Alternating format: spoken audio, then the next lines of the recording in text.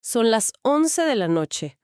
Han pasado, digamos que 40 minutos desde que empezó esa película que, objetivamente hablando, es un desastre absoluto. Un desastre total. O sea, los personajes están tomando decisiones que no tienen pies ni cabeza, la trama tiene agujeros del tamaño de un cráter y, bueno, ya hubo como 3 bostezos seguidos en el sofá.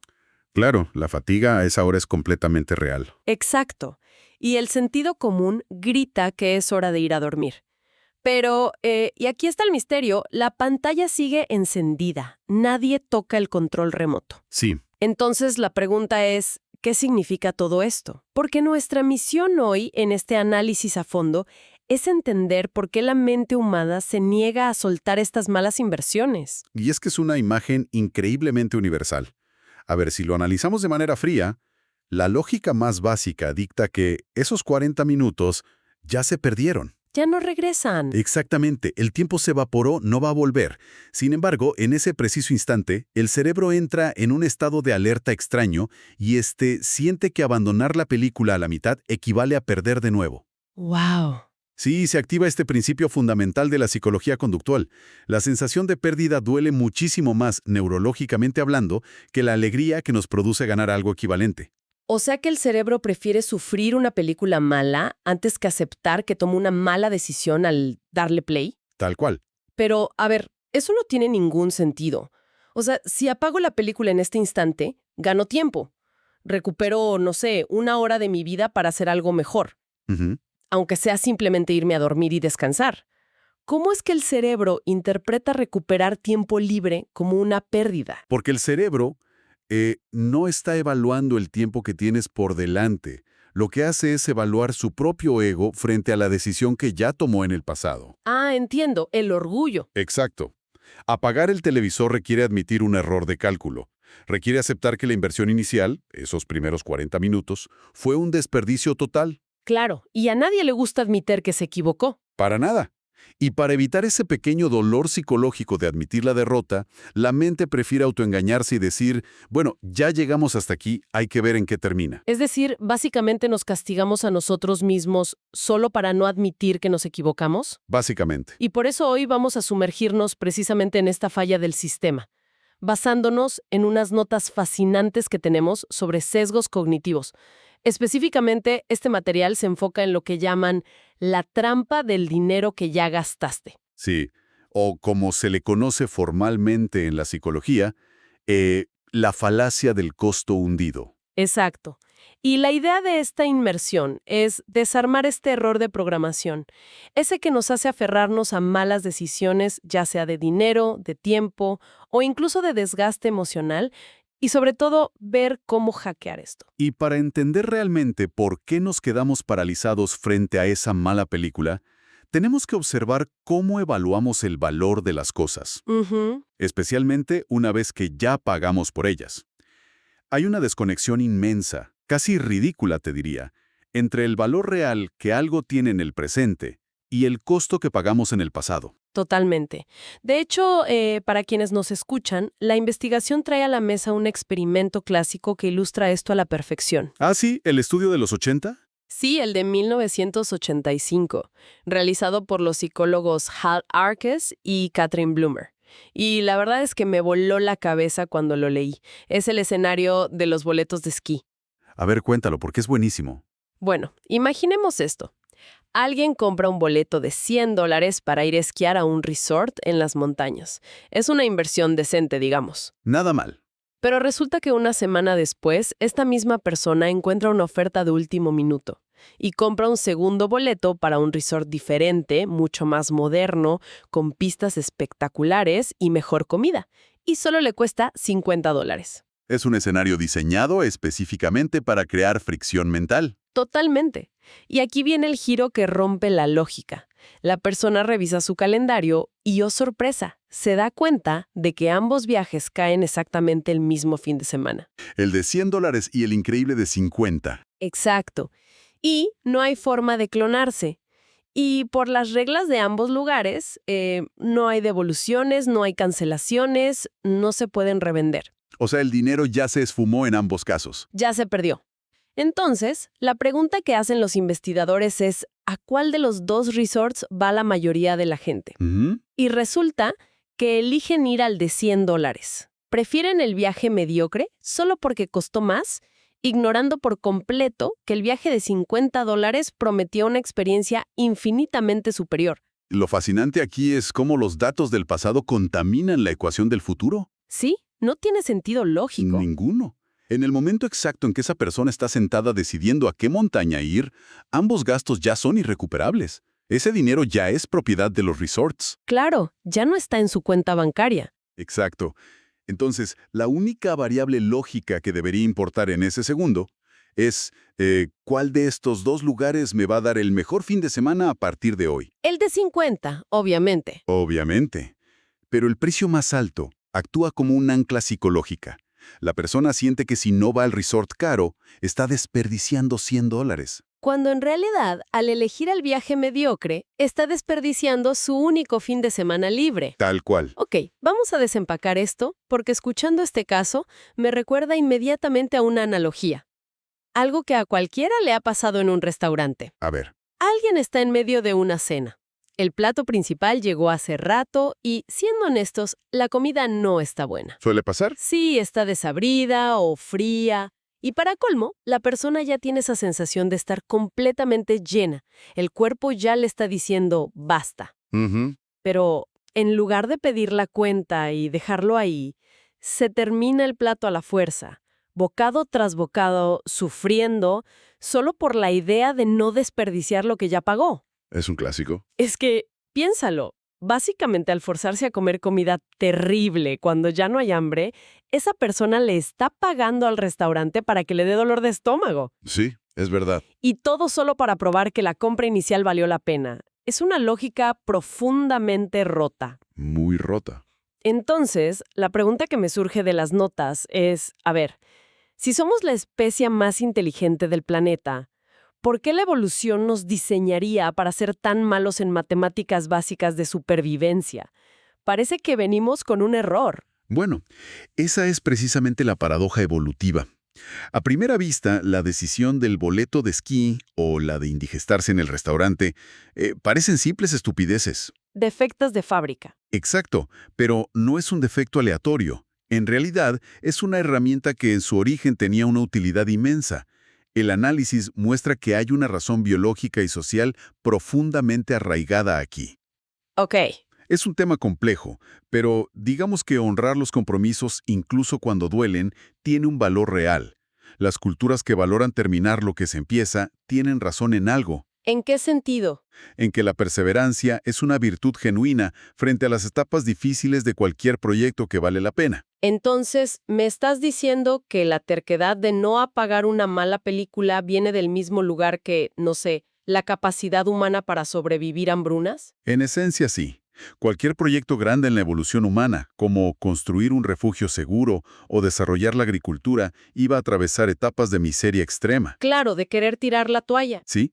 Si el cerebro humano primitivo hubiera estado programado para abandonar cualquier esfuerzo al primer obstáculo, nos habríamos extinguido muy rápido. O sea que necesitábamos algo que nos forzara a seguir adelante cuando la motivación inicial desaparecía. Exacto.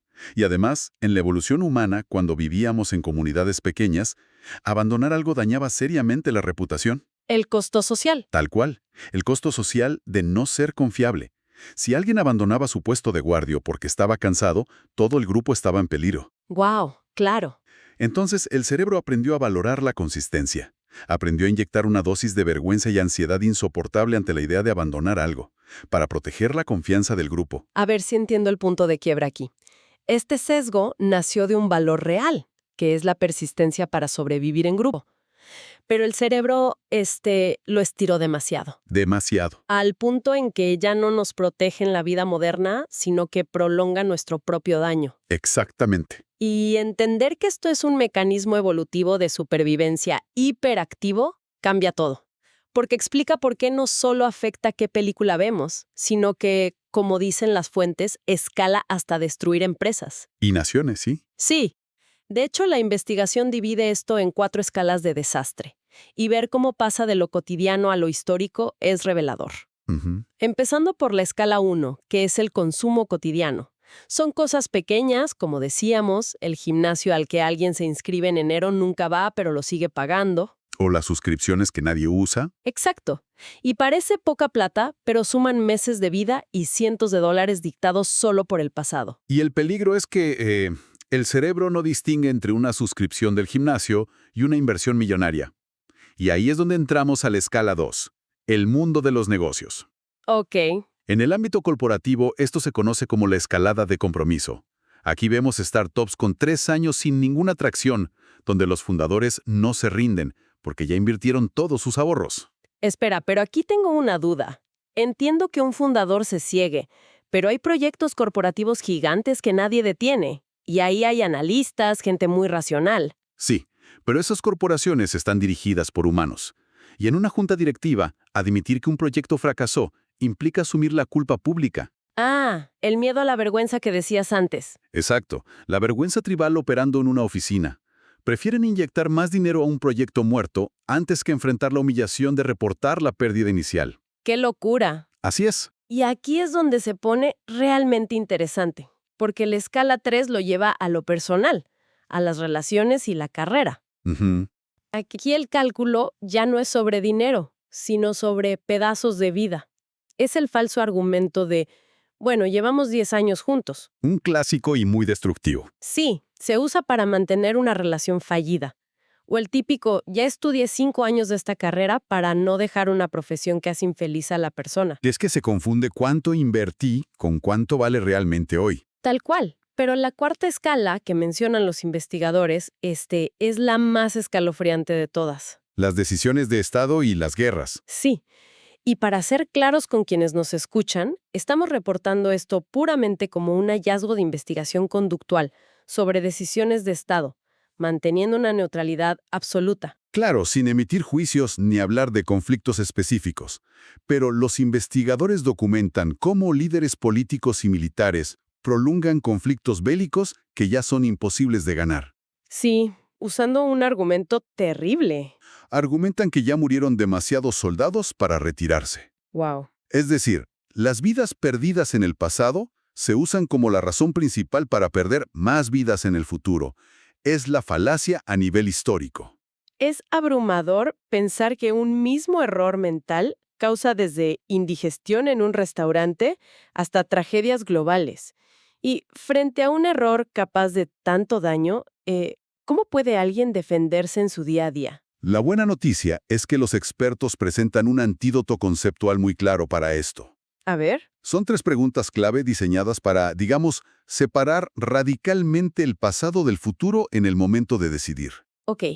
La primera me encantó al leerla. Obliga a imaginar un lienzo en blanco. La pregunta es, ¿seguiría en esto si empezara hoy? Es superpoderosa. Mucho.